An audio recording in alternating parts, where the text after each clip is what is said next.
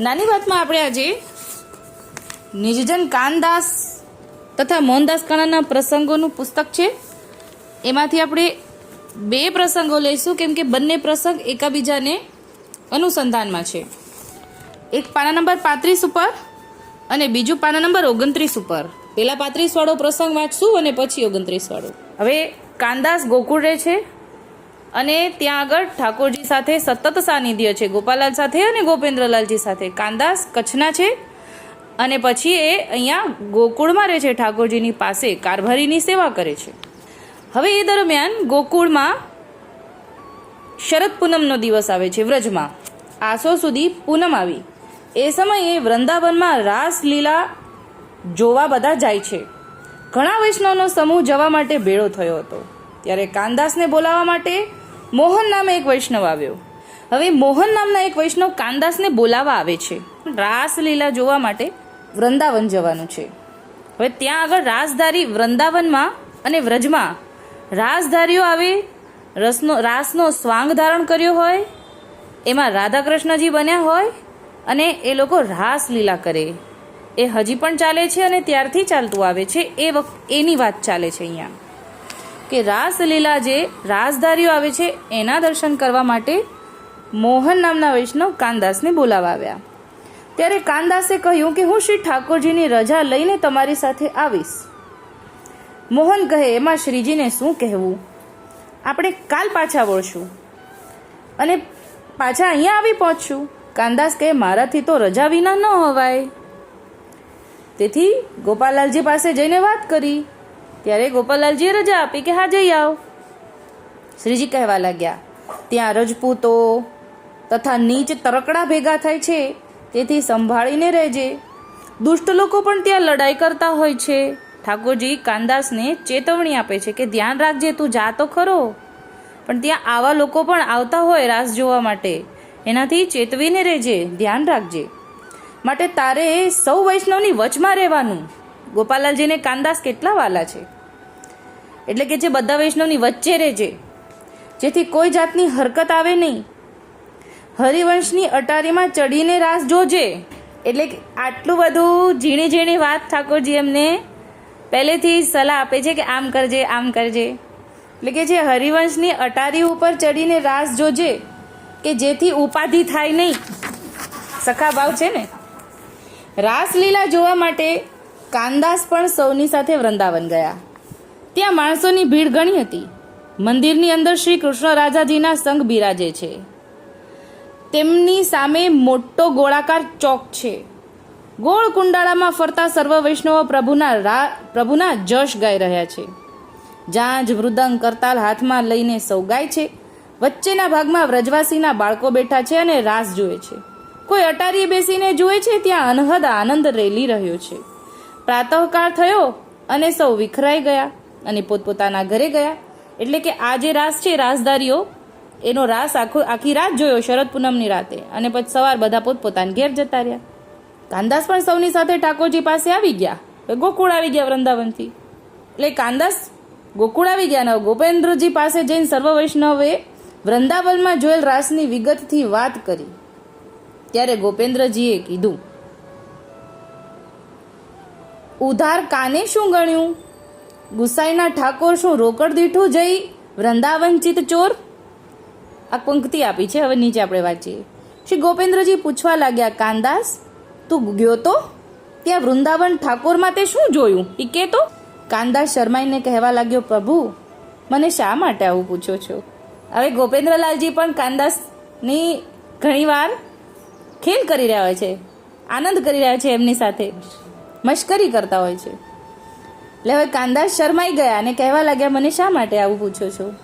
હું ત્યાં દર્શન કરવા નહોતો ગયો, રાસલીલા જોવા ગયો તો. જીવ તો મૂળથી જ આંધળો છે. હવે જો અપરાધભાવ અનુભવ થવા લાગ્યો, ઠાકોરજી એમની સાથે મશ્કરી કરે છે ને, એટલે તે જગતમાં ભૂલતો જ આવે છે, તમારી માયાને જાણતો નથી. કાનદાસનો ખુલાસો સાંભળી ગોપેન્દ્રજી કશું બોલ્યા નહીં, શાંત રહ્યા. વૈષ્ણવે વાતનો ખ્યાલ મૂકતા નથી અને છાની છાની વાતો કરે છે. એટલે કે કાનદાસની વાતો કરે છે બધા. હવે તેથી કેમ કે ગોપેન્દ્રલાલજીએ બધા વચ્ચે પૂછ્યું કે તું ત્યાં ગયો તો, હવે પાછા કાનદાસે બધા વચ્ચે જવાબ આપ્યો એટલે હવે કાનદાસને મનમાં શંકા થઈ ગઈ. ત્યારે કાનદાસ પોતાની ભૂલ જાણીને ગભરાવા લાગ્યા. ત્યાંથી ઉઠીને ગોપેન્દ્રજી જમના ઘાટે નાહવા પધાર્યા. ત્યારે કાનદાસે પૂછ્યું એટલે ગોપેન્દ્રલાલજી પાછળ ઠકરાણી ઘાટે ગયા પધાર્યા ને તો કાનદાસ એની પાછળ પાછળ પૂછવા ગયા, કેમ કે મનમાં હવે શંકા અપરાધ ભાવ અનુભવે છે કે મેં કર્યું એ ખોટું કર્યું કે સાચું કર્યું, એટલે પાછળ પાછળ પૂછવા ગયા. બીજા બધા વાતો કરે એટલે વધારે દ્રઢ થતું જાય કે હા મેં કાંઈ ખોટું તો કર્યું લાગે છે, એટલે હવે પાછળ પાછળ ગયા. ત્યારે કાનદાસે પૂછ્યું, પ્રભુ વૃંદાવનમાં જાતા શું દોષ બેસે? શ્રી ગોપેન્દ્રજી કહે, ના ના, એ તો ઠાકોરજીનું રમણ સ્થળ છે, જોવામાં કાંઈ દોષ નથી. મૂર્ખ લોકો ભલે ને ગમે તેમ બકવાદ કરે પણ તું કરીશ નહીં, એટલે તું કાંઈ બકવાદ ન કરતો, તે કાંઈ અન્યાશ્રય નથી કર્યો, એ રમણ સ્થળ છે, ભલે ગયો તો તું. રમણ સ્થળ છે એ પ્રભુનું નથી જોવામાં દોષ, ભલે કરે બકવાદ મૂર્ખ એ તું ન કરજે રોષ. આ વાત કરી. આ પ્રસંગને આપણે અહીંયા વિરામ આપીએ. હવે આગળ પ્રસંગ છઠ્ઠો છે, પાના નંબર 28, 29 અને 30માં. એ આ વૃંદાવનમાં ગયા હતા ને એની સાથે આ વાત આપણે અનુસંધાનમાં લાગી છે કે એ વૃંદાવન ગયા હતા. પણ હવે જે ગોપાલલાલજી છે ને એ કાનદાસને અને ત્યાં બિરાજતા વૈષ્ણવોને અને આપણને એ સાચું વૃંદાવન નથી, આદિ ભૌતિક વૃંદાવન છે, આદિ દૈવિક વૃંદાવન એ નથી, એ બાબતે કાનદાસને કહી રહ્યા છે. એટલા માટે આની સાથે આપણે આ પ્રસંગ લઈએ છીએ. લાલ ભટ્ટે પ્રશ્ન પૂછ્યો કે પાન સરોવરનું શું મહત્વ છે? એટલે હવે લાલ ભટ્ટ ત્યાં બિરાજે છે, એમણે પૂછ્યું પાન સરોવરનું શું મહત્વ છે? વૈષ્ણવ સકલ પરિવાર સહિત ત્યાં ઉતરે છે અને એનું કારણ શું? ત્યારે શ્રી ગોપાલાલજી કહેવા લાગે, એનું મહાત્મય બહુ ભારે છે, શું વાત કરું, એ મહા અનુપમ સુંદર સ્થળ છે, એનું વર્ણન મુખથી કહી શકાય તેમ નથી. યશોદાનંદન શ્રી કૃષ્ણ જ્યારે પોતાની સાથે ગાયો ચરાવતા હતા ને ત્યારે આ ભૂમિ ખોદાઈને અહીં મનોહર સરોવર થયું છે. જ્યારે કૃષ્ણચંદ્ર પોતાની ગાયો ચરાવતા હતા ને એ વખતે આ ભૂમિ ખોદાઈ ગઈ હતી અને મનોહર સરોવર થયું છે. અહીં આવીને જળપાન કરતા પ્રભુ તેના મનોરથ સકળ પૂર્ણ કરે છે, અનેક જીવો એનો લાભ લે છે, તેના વખાણ કરતા પાર આવે તેવું નથી. પાન સરોવરથી ચાલી ત્રીજે પહોરે શ્રીનાથજી દ્વાર આવ્યા, એટલે કે હવે ત્યાંથી ઠાકોરજી જતીપુરા પધારે છે. શ્રીનાથજી દ્વાર એટલે જતીપુરા. ત્યારે કાનદાસને બોલાવીને કહ્યું, તું વૃંદાવન જોવા ગયો તો ને, પણ ખરું વૃંદાવન તો આ છે કે જ્યાં આગળ શ્રી વ્રજભક્તોએ પ્રભુને અનેક ખેલ ખેલાવ્યા છે, પ્રભુએ અનેક લીલા કરી છે. ગિરિરાજની તળેટીથી નંદગામ સુધીમાં જે જે ભાગ આવ્યો તે સૌ વૃંદાવન ગણાય છે, જ્યાં પ્રભુજી વસેલા છે.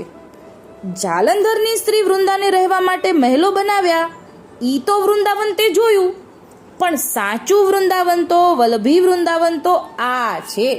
માટે ધર્મન સાચો પ્યાર, શ્રીજી પર ધર્મન સાચો પ્યાર, અનુપમ દર્શન આપી જગમાં કરશે બેડો પાર, સખા થઈને સંગ વસે તે ભાગ્યવંત અપાર, ઋણ થકી રણધીર મુકાવે સેવકના આધાર. એટલે અહીંયા જે પાન સરોવર લખેલું છે ને, અત્યારે આ જગ્યા આપણને પવન સરોવર અથવા તો પાવન સરોવર કરીને આપણે મળશે, નંદગાંવમાં છે. ઠાકોરજી એ જગ્યાની વાત કરે છે. આપણે ગૂગલ પર સર્ચ કરીએ ને તો પાવન સરોવર છે. પાન સરોવર અત્યારે નથી, પાવન સરોવર છે એની વાત કરી રહ્યા છે. એટલે કે જે આપણે વૃંદાવન માનીએ છીએ નિધિવન વાળું, એ તો આદિ ભૌતિક છે, ઈ અલૌકિક, એ તો આદિ ભૌતિક વૃંદાવન છે. સાચું વૃંદાવન તો આપણને ઠાકોરજીએ કીધું ઈ જ છે. અત્યારે આટલું જ બોલી માં નાની વાત.